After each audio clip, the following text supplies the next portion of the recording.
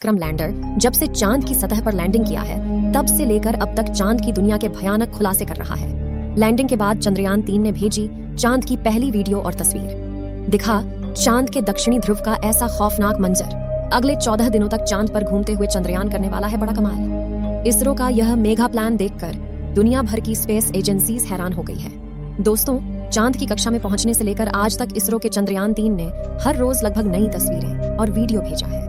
और क्या आप जानते हैं कि रूस का लूना 25 जिस दिन क्रैश कर गया उस दिन भी लूना के स्थित की दुर्लभ तस्वीरें साझा की थी, जिसमें चंद्रमा का वह फोरसाइट दिख रहा था जिससे धरती पर बैठकर किसी भी टेलीस्कोप से नहीं देखा जा सकता। लेकिन इस वक्त की सबसे बड़ी खबर यह है कि चंद्रयान 3 चंद्रमा की सतह पर सफलतापूर्वक लैंड कर चुका है, जिसके तुरंत बाद उसने अपने अंदर लगे एडवांस हाई क्वालिटी कैमरा की मदद से चांद के दक्षिणी ध्रुव की पहली झलक कैप्चर कर ली है। और अगले 14 दिनों तक वह बड़े कमाल करने वाला है, जिसका खुलासा आज हम इस वीडियो में करेंगे। साथ ही आपको दिखाएंगे इस मिशन से जुड़ा वह पहलू जिसे देखकर इसरो के लिए आपकी इज्जत 10 गुना बढ़ जाएगी। तो देखिए इस वीडियो को अंत तक। दोस्तों, 14 जुलाई को पृथ्वी से चांद के लिए रवाना हुआ चंद्रयान 3 ने इतिहास रच दिया है, जब उसने 23 अगस्त की शाम चांद के साउथ पोल पर लैंडिंग किया, जहां आज तक दुनिया का कोई देश नहीं पहुंच पाया। चंद्रमा आज भी अपने अंदर अनेक ऐसे रहस्य समेटे हुए हैं, इसलिए दुनिया भर के वैज्ञानिक इसमें काफी रुचि दिखाते हैं।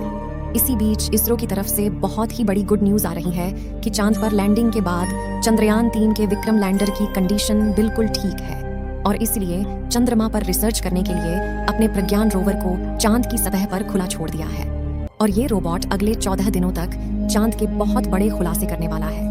वहीं विक्रम लैंडर के एडवांस कैमराज ने चांद पर अपनी लैंडिंग साइट की सबसे ताजा तस्वीरें भेजी हैं। इन लेटेस्ट फोटोज में सूरज की रोशनी को रिफ्लेक्ट करके चमक रही चांद की खूबसूरत सतह को साफ साफ देख सकते हैं। साथ ही यह भी देख सकते हैं कि चांद की सतह कितनी ज्यादा ऊबड़ खाबड़ है, जिसका यह हाल लंबे समय तक उल्का पिंडों की बारिश की वजह से हुआ है।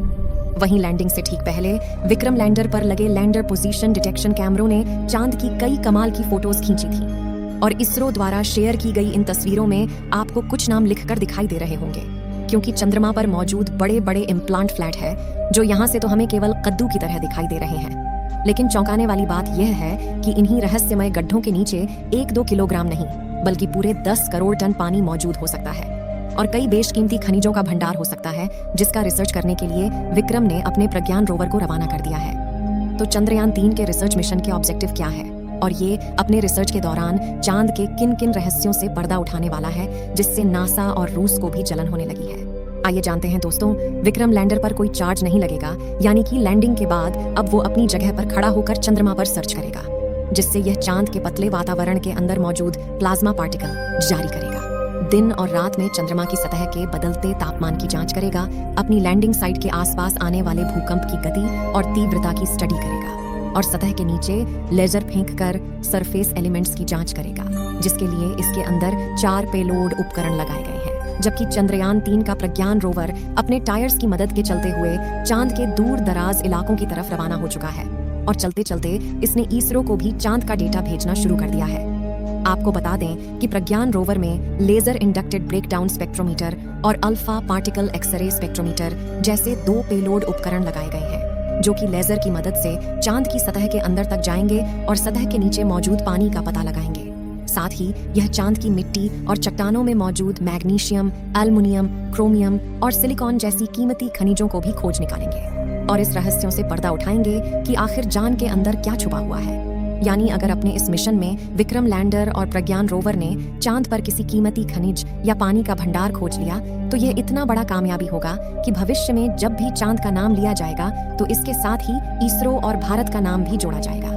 आपको बता दें कि रिसर्च मिशन चांद के वे लूनर दिन होते हैं जो कि पृथ्वी के 14 दिनों के बराबर है, जिसके बाद चंद्रयान 3 का विक्रम लैंडर और प्रज्ञान रोवर अपने आप निष्क्रिय हो जाएंगे और सदियों तक चांद की सतह पर खड़े होकर भारत के नाम का ठप्पा लगा देंगे। ऐसा इसलिए क्योंकि इसरो ने वापस लाने का कोई प्लान नहीं बनाया है। वहीं इसे सिर्फ दिन के वक्त ही काम करने के लिए डिजाइन किया गया है, यानी 14 दिन के बाद जब विक्रम लैंडर की लैंडिंग साइट पर अगले 14 दिन के लिए रात होगी, तब इसके सोलर पैनल चार्ज नहीं हो पाएंगे और धीरे धीरे इसके सभी उपकरण बंद हो जाएंगे। हालांकि यहाँ गौर करने वाली बात यह है कि इसरो के मिशन का सबसे महत्वपूर्ण लक्ष्य चांद की सतह पर सॉफ्ट लैंडिंग करना था। मगर ये सवाल आता है कि चांद पर लैंडिंग करना इतना मुश्किल क्यों है? क्यों 23 अगस्त का दिन इसरो के इतिहास का सबसे ऐतिहासिक दिन बन चुका है और क्यों इसरो की इस उपलब्धि से ब्रिटेन, चीन और रूस जलकर राख हो चुके हैं। दरअसल दोस्तों, चांद के दक्षिणी ध्रुव पर उतरना आसमान से तारे तोड़ने के समान है, क्योंकि चंद्रमा के दक्षिणी ध्रुव पर सूरज की रोशनी उतनी नहीं पहुंच पाती जितनी चांद के दूसरे हिस्सों पर पहुंचती है। इसी वजह से चांद के दक्षिणी ध्रुव पर चारों तरफ घनघोर अंधेरा रहता है। वहीं पृथ्वी से चंद्रमा के इस क्षेत्र की दूरी ज्यादा होने की वजह से लैंडिंग के दौरान कमांड सेंटर का लैंडर से संपर्क टूटने का खतरा बना रहता है। साथ ही चांद पर ऐसा कोई मजबूत वायुमंडल भी नहीं है जो लैंडिंग के दौरान घर्षण पैदा करके लैंडर की रफ्तार को कम कर सके। इसी वजह से चंद्रमा के इस हिस्से में लैंडिंग करना काफी चुनौतीपूर्ण रहता है। ऐसे में किसी भी स्पेसक्राफ्ट को चांद पर लैंड करवाने का एक ही तरीका मुमकिन है, जिसे चंद्रयान 3 के विक्रम लैंडर ने ही अपनाया था। इस तरीके में लैंडर को चांद की सबसे छोटी ऑर्बिट में अपनी न्यूनतम ऊंचाई वाले बिंदु तक ले जाया जाता है, जो कि 20 से 30 किलोमीटर के बीच होता है। जिसके बाद लैंडर अपनी कक्षा छोड़कर चांद की सतह पर उतरने के लिए रवाना होता है और नीचे पहुंचने के दौरान अपने थ्रस्टर्स का इस्तेमाल करना शुरू कर देता है, जो विपरीत दिशा में फोर्स लगाकर इंजन ब्रेकिंग का सहारा लेते हुए स्पेसक्राफ्ट की रफ्तार कम करते हैं। रफ्तार को कम करने के बाद लैंडर के सामने जो अगली चुनौती आती है वह होती है चांद की धूल। इसी बात से आप यह अंदाजा लगा सकते हैं कि आखिर चंद्रमा पर लैंडिंग करना कितना मुश्किल है और इसरो के चंद्रयान 3 ने कितना बड़ा कमाल कर दिखाया है। और इस मिशन से इसरो ने वो कर दिखाया जो नासा और रूस जैसे बड़े देश भी नहीं कर पाए हैं। जबकि रूस तो चंद्रयान 3 से आगे निकलने की हड़बड़ी में एक हफ्ते पहले ही अपने लूना 25 मिशन में बुरी तरह से फेल हो चुका है। यानी भारत ने अमेरिका और रूस जैसे बड़े देशों को भी पछाड़ दिया है और पाकिस्तान तो अगले 100 सालों में भी स्पेस रिसर्च की फील्ड में भारत के आसपास तक नहीं पहुंच पाएगा। दोस्तों, आपको क्या लगता है, चंद्रयान 3 चांद पर पानी की तलाश कर पाएगा या नहीं? अपनी राय कमेंट में जरूर बताएं। इस वीडियो को एक लाइक जरूर करें और अपने मित्रों तक इस वीडियो को शेयर करें ताकि उन्हें भी जानकारी मिल सके। और भी नॉलेजेबल वीडियो के लिए अपने भरोसेमंद चैनल को सब्सक्राइब जरूर करें और बेल आइकन को ऑल पर सिलेक्ट करना बिल्कुल न भूलें। मिलते हैं किसी और नॉलेजेबल वीडियो के साथ। वीडियो को अंत तक देखने के लिए धन्यवाद।